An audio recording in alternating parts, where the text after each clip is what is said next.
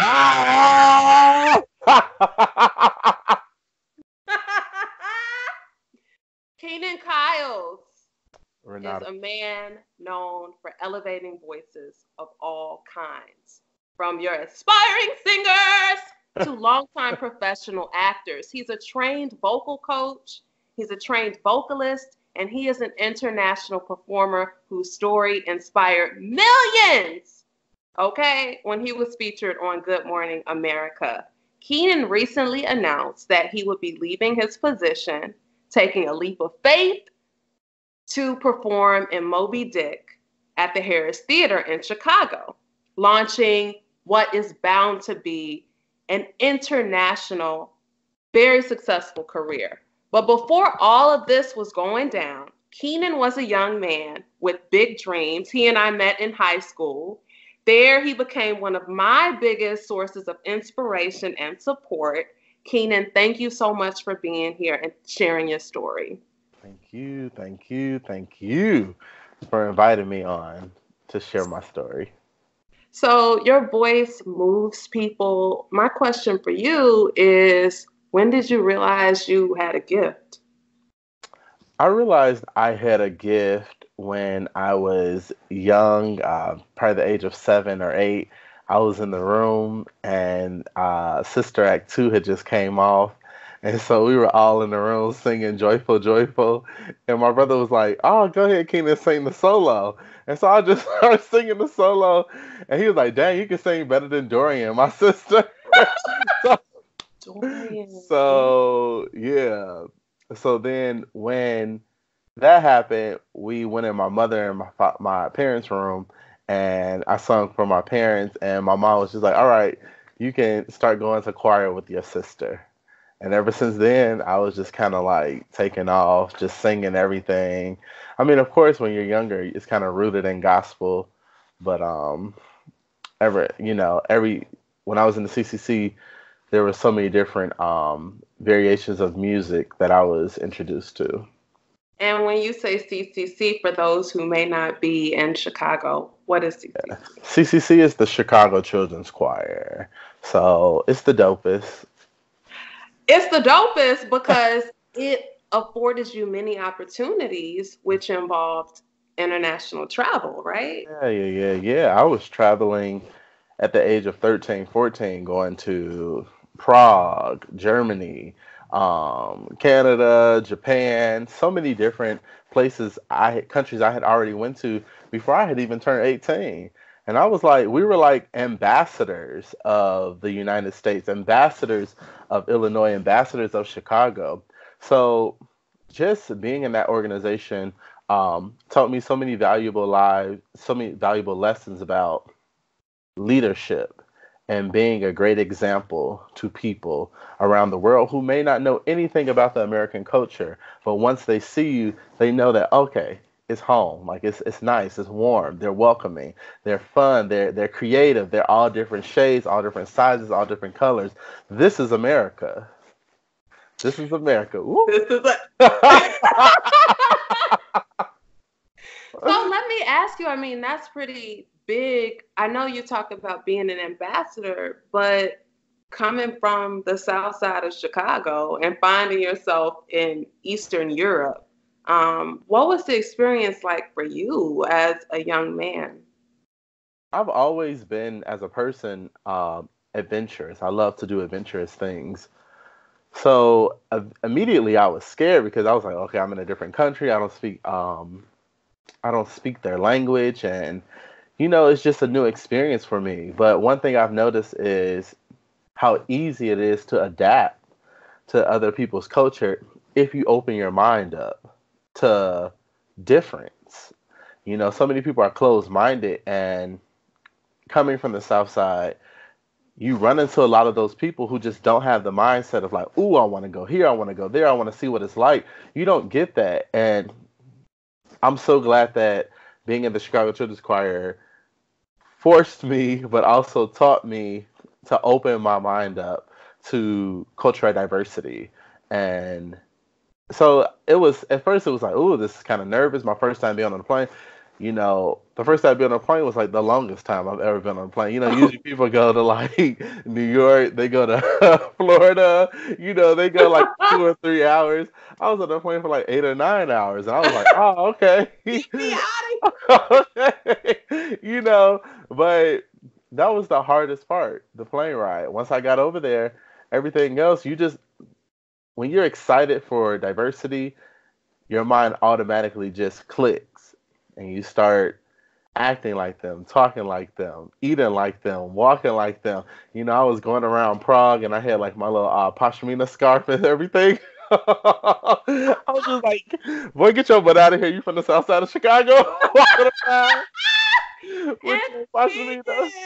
I will never forget. You brought me one back. I still to this day have it. It is in a pile over yonder ways. Yeah, and no, I remember you bringing me back some yen. Like you really were engaging in this sort of dialogue that was much greater than you, and bringing it back to Morgan Park and engaging other people who hadn't been and may not, go for years down the line, which is awesome. I've always wanted to, in the South Side, in Morgan Park, I've always wanted to be an example of what cultural diversity means and what the impact of it can have on a person from the South Side, a person from the West Side, a person from the East Side, a person coming from low-income housing, a person coming from schools that don't get a lot of funding. I wanted to be an example what having extracurricular programs like the Chicago Children's Choir can do for a young black man, a young black girl, so that they see me and they see how it's changed me, so that they see some type of inspiration and hope to be that one day or do that as well one day. Right. And that's really powerful what you say. What were some of the challenges that you were up against? I mean, I recall definitely we had to go through metal detectors. Yeah. People were shy. Well, after a while, our rival school was Julian. And after a while, there was so much fighting happening between Morgan Park High School and Julian High School. And for me, it would be so interesting. Like, I would come to school, I would get dropped off, and I would get picked up because my mother, and she just didn't want us to take the bus because she didn't like the fact that she never knew what can happen on the bus. She knew that, there are fights that are happening outside. People are being jumped outside. And so she was like, okay, I'm going to drop you off. I'm going to pick you up from school. And some days when I would take the Metro downtown to choir, that was like my release. I was just like, okay, I'm about to go downtown. Like, I'm living. Like, I'm in my teens. I'm taking the Metro downtown. Everybody else on the red line. I'm like, yes, I'm up here living, But in a sense, it was kind of like my release from like all of the drama, In high school, so many people are, especially Morgan Park, that was like a hub for so many different areas of Chicago. So many of the young men there that were starting like fights, and even some of the young women there that were starting those type of fights, they were all fighting for validation in life. And I realized that if they just had an experience that they never experienced in their neighborhood, that they never experienced in their home, that they wouldn't have to come to school for validation, to feel power, to feel strong. If they had parents and relatives and friends surrounding them that uplifted them a lot like we uplifted each other in high school, then you don't need to you don't need to start a fight. You don't need to start an argument. You don't need to set off firecrackers down in the hallway. You don't need to freeze eggs and throw them in the auditorium. You don't need to do that. But that was the things they would do. I'll never forget. Somebody was throwing like big old trash barrels down the stairwell. They would wait till it was passing time and throw big. I'm like, what is going on? So I'm thinking to myself, like, what is this? Like, what is this Lean on Me edition number 2? Like, what are we doing in here? Okay. Why can't we all just walk to class? Walk to class and go to class, do your thing in class, and go home. Right. Let me tell you. Hilarious, Yeah. hilarious. They was wilding out. So your path, absolutely wilding, absolutely. Your path out of high school has been something, a testament to your courage, your tenacity, and respect for your craft, integrity in terms of understanding that this is who you are, these are your gifts, and this is the direction that you must take. Can you talk a bit about some of the challenges and the form of doubt and the form of perhaps comparison that you face in the early phases of you being a career performer? Yeah. So when I went to college and I decided that I wanted to take on classical music, I already knew that there was not a lot of presence, African American presence in the field. So me only me walking into that, I was just like, okay, well maybe it won't be the same for me. Maybe I'll be that special person where everybody be like, okay, I don't care if you black, we need you. And I quickly realized that that was not the case. And that they don't need me, but they do need me. And I would have to work ultra hard in order for them to understand that, you need this African American person on your stage. And then on top of that, I decided to get locks. So I was just like Oh Lord. digging my hole deeper and deeper because I'm like, okay, now I'm African American. Now I got these locks. What roles are they gonna ever cast me in?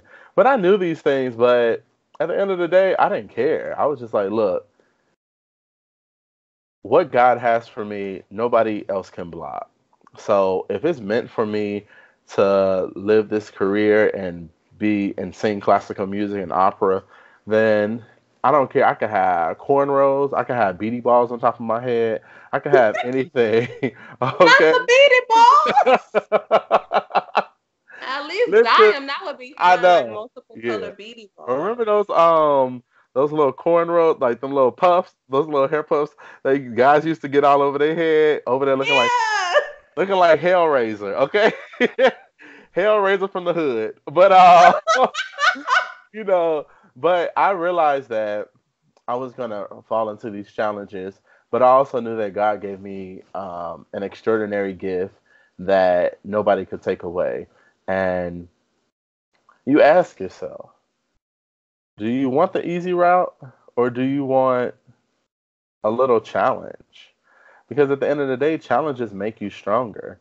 So you want to go down a route, a career path that is going to challenge you along the way because it's only going to empower you at the same time. So I enjoy the challenges more so after they're done than while I'm going through them. But but I need those challenges to And stay on top of my game. why To classical though? Why classical? classical music was so different than anything we heard in high school at Morgan Park. You remember back in Morgan Park, they used to play the radio in the morning when you first start coming in, and that was the only time in Morgan Park where everybody was on one accord. You would walk around, everybody dancing, singing along to whatever they hear on the radio, and then shoot, after that music cut off, it's like a totally different world. But that was the only time where everybody was just at peace on one accord.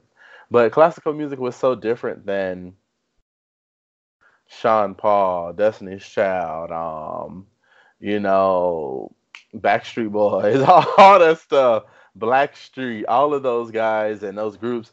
It was so different. It was so emotionally challenging because first you have to sing in a foreign language most of the time. Then you have to think, what does this text mean? How do I relate to this text? And how do I get my audience to relate to this text?